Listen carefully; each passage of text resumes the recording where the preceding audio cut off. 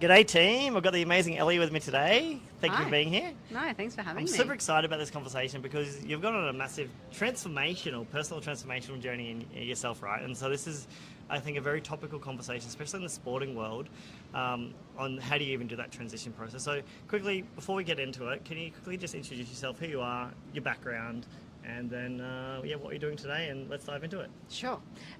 Elia Hill, my role at Nuestar is their Chief Growth Officer. I've been with them for around 10 months all up. But before that, I was with Tennis Australia and Tennis Queensland for 15 years. So a lot of time in sport, but a lot of deck chairs in sport. So learnt a lot.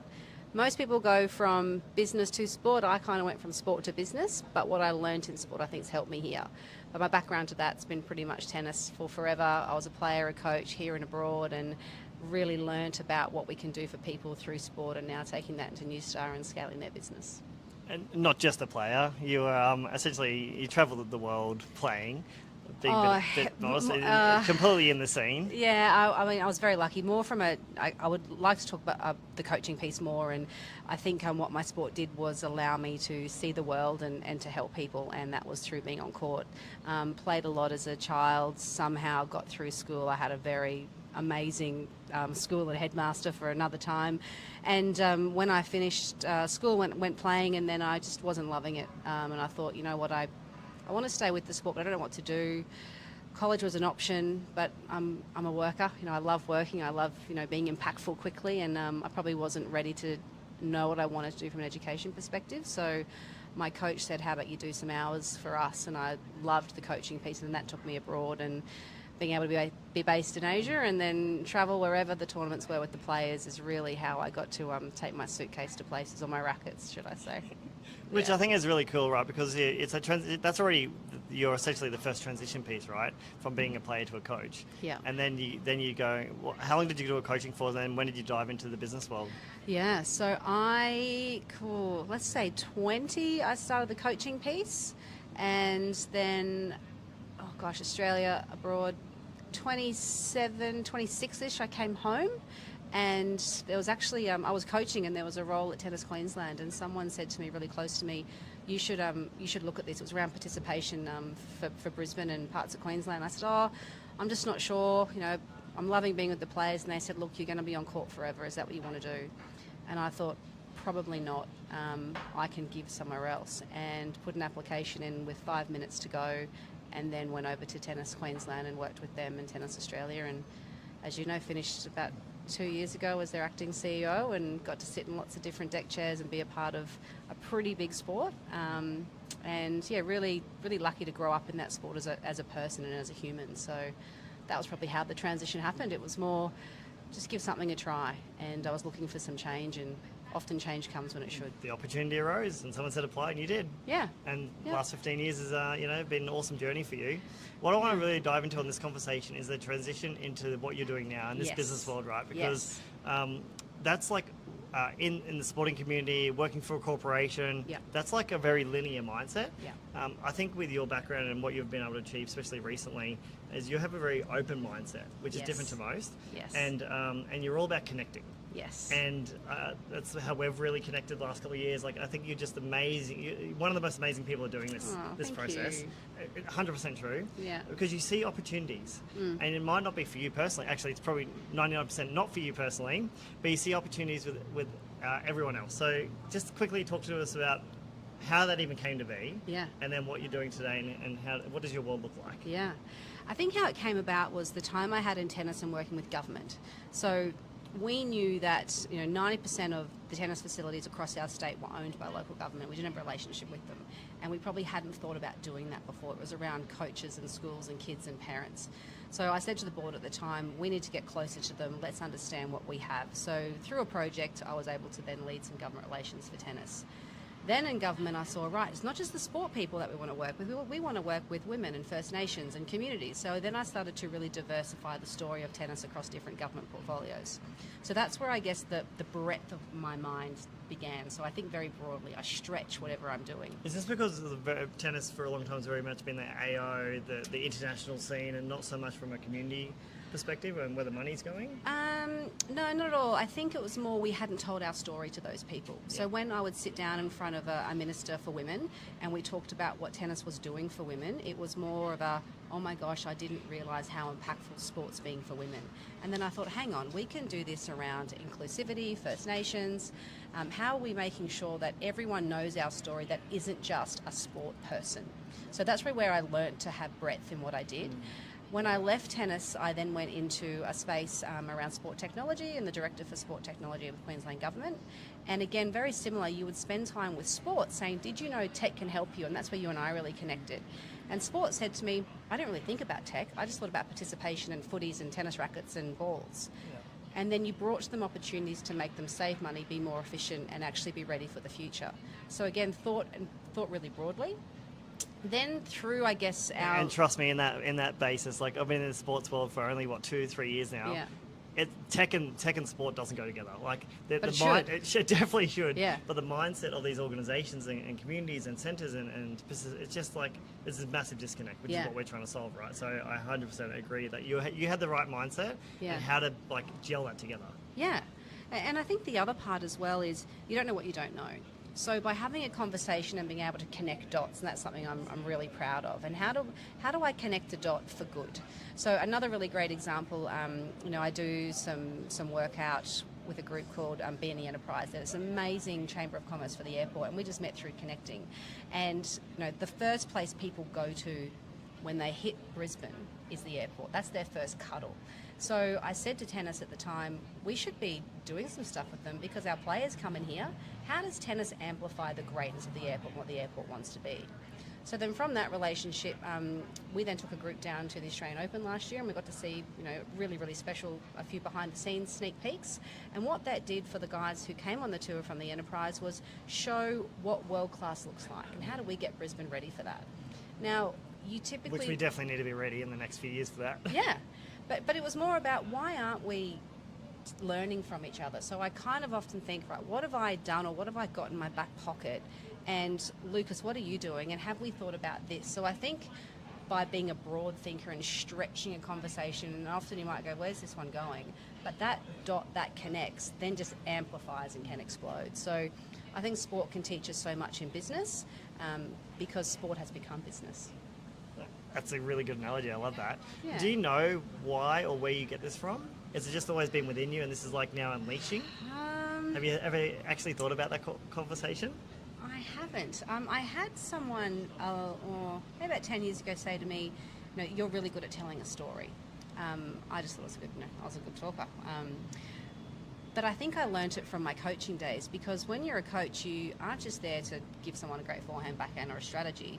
You have to understand them to help them be, to be who they are. So it was about, I might say to you, Lucas, it's great. I'll see you on a Thursday. We'll work on your serve. But then it's okay, Lucas, have you thought about maybe, playing in this event so you can actually use your serve, not just do it in coaching?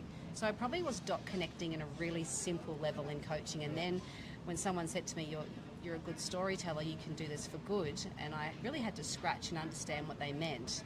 And then they put me into a few different environments where I had to meet people and talk about my sport. Luckily, I thought, hang on, I can create good here. But it's probably been only the last maybe 5 years that I've gone, okay, I can do a lot with this. And I think when I went over to Nuestar, the gentlemen that I met there, Nick and Michael, what they do, they change lives. We're a wealth creation business and we help people have a strategy for when they no longer work. And we just help people. And I love what they do so much.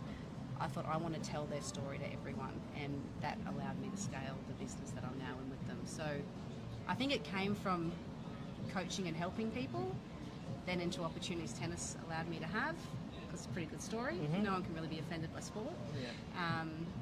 And then, it just led me to here. Unleash the potential. Yeah. You made a really good point, right? It's like you're unleashing the potential of that particular player at that point in time, and so you're trying to get them to be peak performance. But it's not just about their forearm or their backarm. It's more about their everything that's going on in their life. Yeah. And then really going deep in that particular person, going, well, what can I say in what direction to actually get them to be that next 1% better, and then 1% better again, and that getting them to really peak performance. And that's you're connecting dots at a individual level, and now you're doing it on a, let's call it world stage. Yeah. And I think, a big part, we've just, Nuestar, we've just opened in Singapore, and we met a lot of companies and businesses, people over there, and they said, why have you come here? And we said, it's because we can help with this. And they never would have thought of it unless we'd actually sat down in front of them. So I think it's about, you don't know what you don't know, and when you figure out what that is, and that's where I'm always looking to learn and get better and ask, what can I do differently? What have I missed? Like, I'm always looking for that feedback. Apparently that's the athlete in me. We're always looking for feedback to get better. Not competitive at all. Not competitive whatsoever, but it's about getting better and being able to give back at the same time. I think the giving back piece, and as you know, philanthropically, there's a lot that I do in that space. I want to be able to tell people the stories of whether it be business, philanthropy, sport, because I feel that it can only benefit what they're doing. I talk for a living, but hopefully it's for good. Well, one thing I've noticed over the last couple of years into this transition you've gone on is you've been in roles that you're way more than that role, and that role particularly can't support you in what you do, essentially doing today, because you're kind of tunnel vision, and the people around you or the industry or the ecosystem's like, well, we don't know where to put you. You're kind of in this outside this box. But now with Connecting, it's this is your entire world, and so you get to do it for fun, and you're passionate, and you're actually epically good at it. Yeah. So do you feel like you're finding yourself? Yeah. I definitely feel as though I'm in a space where I can be really impactful. I've got bandwidth, I've got runway, I've got support. The team at Nuestar are around how do we scale, how do we grow, what do you need? And I couldn't be more grateful to have met them and them say, this is what we want to do and this is what your skill set is. And then also the work that I do in sport, I'm very lucky to be able to have 15 years of experience, and then you can start to do things and see things quickly. So I'm in positions where I help sport do things in a way that might have taken a long time, but I had to learn my craft as well, but I was given the opportunity to learn that craft. So I'm now very clear and deliberate on what I get to do, and I really make time to give equality. Love it, love it. All right, let's dive into 2025. Okay. This is the tough question, right? Because should have read the run sheet. You've been on this. a bit of a, as we're talking about transition. Yeah. I feel like that you've now found yourself. Yeah. This is what you're meant to be doing. Yeah. What does 2025 look like? We're sitting here at Christmas time next year, and you say to yourself, I've achieved what I wanted to achieve because of X, Y, Z. Yeah. Okay. Right. At Nuestar, we are spending a lot of time with new colleagues and partners, and I call them collegial ships because they're friendships and colleagues at the same time. I think they're going to expand even more, and we're going to be helping more people and more businesses. I think abroad will be pretty big for us as well, the Asian market particularly, but it's around helping expats abroad and making sure they've got a great moment for when they don't work anymore and they've got that wealth creation ready to go. Bringing their money back into Australia, hopefully, not leaving it overseas. Yeah, well, it's very much, you go abroad now as an expat and you have a wonderful time and a wonderful life and wonderful tax opportunities, but you sometimes forget about coming home. So what we do is just make sure that they don't forget about what they have here, because when they come home, they're going to have a really great life. It's just putting some little seeds down and how we help them do that. So I'm really looking forward to say that we've helped, 10 times, 20 times, 100 times, 500 times more. That's what I'm really excited about. And we met with a client yesterday. As you said before, it's about the impact you're leaving. The impact's really quite big. And I actually met with a mentor who, a few days ago, with some of my employees, and I said, I'd love you to meet person X. This person's been a great compass for me, and I just would love for him to see what we do.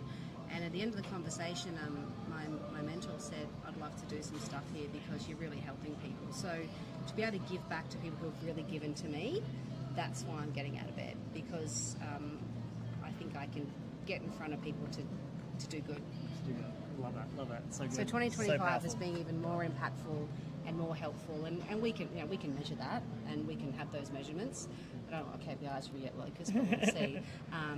That's what I know that we can do, and I just want to wake up and do that with the team that I'm with. Spread the message globally, because one of the opportunities is be able to, all the connections that we have collectively. There's a massive opportunity there that most people don't utilise, where I think you utilise it to your fullest as much as you can in the hours that we have in the day. So I 100% agree. You'll definitely have that impact next year. Yeah. No, I'm very lucky to have things that I get to talk about, whether it be Nuestar, whether it be property, whether it be wealth creation, whether it be tennis, whether it be cricket, whether it be global speakers. I love connecting things, and everything can connect if you're prepared to listen and find a way. So I love the listening. I'm going to meet some really good people as well, and I'm going to reach out and stretch myself more. But it's to be better for others who have given to me, and to spend more time with people like you. It's about the community, right? And most people, what I find over the years is you meet amazing people, but you always forget to do a follow-up. And the follow-up's the absolute key, right? Because if you do a follow-up, you're like, well, I'm going to call on you in maybe 6 months or 12 months from now, and you're going to come and do a speaking gig for me. And they're like, okay, sure. And then nothing ever happens. Yeah. But you're key at that. Like, you're like, no, I'm definitely going to call you, and I will call you, and you do, and you call them. Yeah, and it's funny when you said that, I was actually thinking I wanted to talk about the network and the follow-up, and that's just so important. There is nothing worse than saying, it was great to meet you, let's do something. And crickets. And for good or bad, one of my greatest and worst faults is I'm unbelievably literal. It probably broke my heart when I was, in my 20s and all the rest of it. But I'm very, very literal. So, we have been trying to do this for 6 months. But every time we couldn't make it, we rescheduled. We committed to it. So if you have a conversation, commit to it. Otherwise, what's the point? Yeah. And your network, there'll be no value, and you won't mean anything, so you can't help. So no matter how great you are, if you can't give back and do what you say you're going to do, don't bother going. They always say your network is your net worth, but only if you make it work for you. 100%. So I think the follow-up is a really big piece, and it's also keeping everything really warm. A really funny story, my husband says to me, I'll go to an event, and he'll say, how many more friends did you make today? And I'll go, 10. He goes, how do you have time for more people? But you do. And you just get to, it's like a Bunsen burner. Everyone has a different heating moment, and they'll have the same for us, but it's about your network being really warm all the time. Yeah, I love that. This is awesome. Can't wait to see what 2025 holds. Let's do it, hey? I think so. It'll be fun. Thanks, Lucas. Cheers.